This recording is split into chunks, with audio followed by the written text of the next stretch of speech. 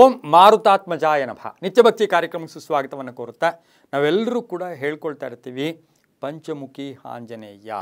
ಆಂಜನೇಯ ಅಂತ ಹೇಳಿದ್ರೆ ಗೊತ್ತು ನಮ್ಗೆ, ಯಾವಾಗಲೂ ಬುದ್ಧಿಗಿರ್ಬೋದು, ಯುಕ್ತಿಗಿರ್ಬೋದು, ಭಕ್ತಿಗಿರ್ಬೋದು, ಶಕ್ತಿಗಿರ್ಬೋದು, ಧೈರ್ಯಕ್ಕಿರ್ಬೋದು, ಹಾಗೆ ಭೂತ ಪ್ರೇತ ಪಿಶಾಚಗಳನ್ನು ಹೋಗಲಾಡಿಸ್ತಕ್ಕಂತಹ ವ್ಯಕ್ತಿ ಯಾರಾದರೂ ಆ ಒಂದು ದೈವಾಂಶ ಇದೆ, ಆ ಒಂದು ದೈವ ಅಂದರೆ ಅದು ಹನುಮ.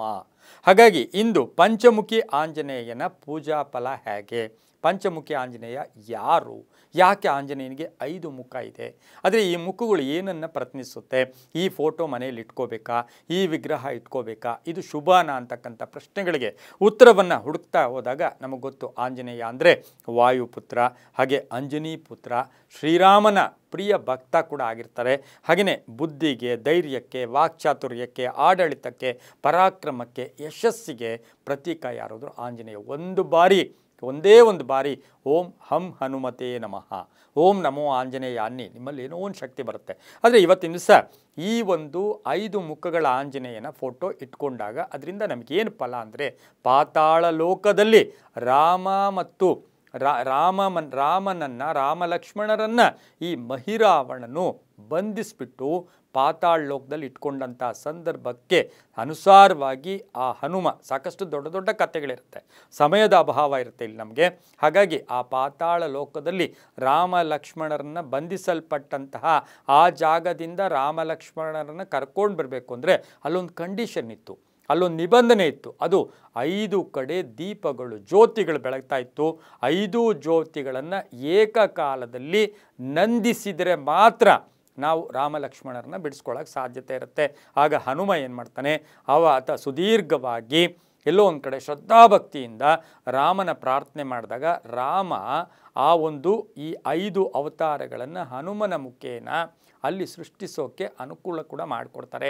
ಆ 5 ಅವತಾರಗಳು ಯಾವುದು 5 ಅಂದರೆ ಪಂಚಭೂತಗಳ ಪ್ರತೀಕ, 5 ದಿಕ್ಕುಗಳ ಪ್ರತೀಕ ಕೂಡ ಆಗಿರುತ್ತೆ. ಆ 5 ದೀಪಗಳನ್ನು ಒಂದೇ ಸರಿ ಶಾಂತಗೊಳಿಸ್ಬೇಕು. ನಾವು ಆರಿಸ್ತೀವಿ ಅಂತ ಹೇಳಬಾರ್ದು, ಶಾಂತಗೊಳಿಸ್ತೀವಿ ಅಂತ ಹೇಳಬೇಕು.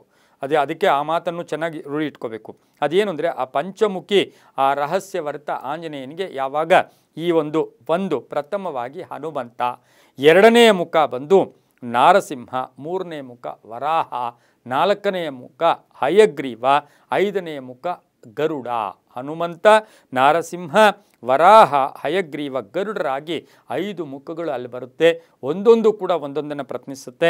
ಹನುಮಂತ ಅಂದರೆ ಬುದ್ಧಿಗೆ ಪ್ರತೀಕ, ಹಾಗೆ ನಾರಸಿಂಹ ಅಂದರೆ ವಾಕ್ಶಕ್ತಿ, ಧೈರ್ಯ, ಸ್ಥೈರ್ಯಕ್ಕೆ, ವರಾಹ ಅಂದ್ರಾಗ ಮನೋಬಲ ಅಂತ ಹೇಳುತ್ತೆ, ಹಾಗೆ ಹಯಗ್ರೀವ ಜ್ಞಾನದ ಸಂಕೇತ, ವಿದ್ಯೆಯ ಸಂಕೇತ, ಗರುಡ ಅಷ್ಟಸಿದ್ಧಿಗಳನ್ನು ಕೊಡ್ತಾನೆ.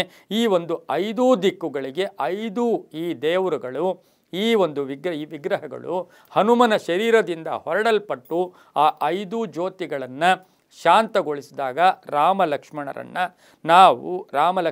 ಬಿಡುಗಡೆ ಮಾಡಿಕೊಂಡು ಹನುಮಂತ ಬರ್ತಾನೆ, ಮಹಿರಾವಣನನ್ನು ಸಂಹಾರ ಕೂಡ ಮಾಡ್ತಾನೆ. ಇದರಿಂದ ಏನಾಗುತ್ತೆ, ನಮ್ಮ ಮನೆಯಲ್ಲಿ ಇಟ್ಕೊಳ್ತಕ್ಕಂಥ 5 ಮುಖಗಳ ಹನುಮನ ಫೋಟೋಯಿಂದ ಸಾಕಷ್ಟು ಒಳ್ಳೆಯದಾಗತ್ತೆ, ಶುಭವಾಗುತ್ತೆ, ಮಾಟ ಮಂತ್ರ ಆಗೋದಿಲ್ಲ, ಬುದ್ಧಿ ಚೆನ್ನಾಗಿರುತ್ತೆ, ಶಕ್ತಿ ಚೆನ್ನಾಗಿರುತ್ತೆ, ಯುಕ್ತಿ ಚೆನ್ನಾಗಿರುತ್ತೆ, ಧೈರ್ಯ ಇರುತ್ತೆ. ಎಲ್ಲವೂ ಹಣಕ್ಕಾಗಲ್ಲ, ನಾವೆಲ್ಲ ಹಣ ಬರುತ್ತೆ ಇಟ್ಕೊಳ್ಳಿ ಅಂತ ಯಾವುದು ಹೇಳೋದೇ ಇಲ್ಲ.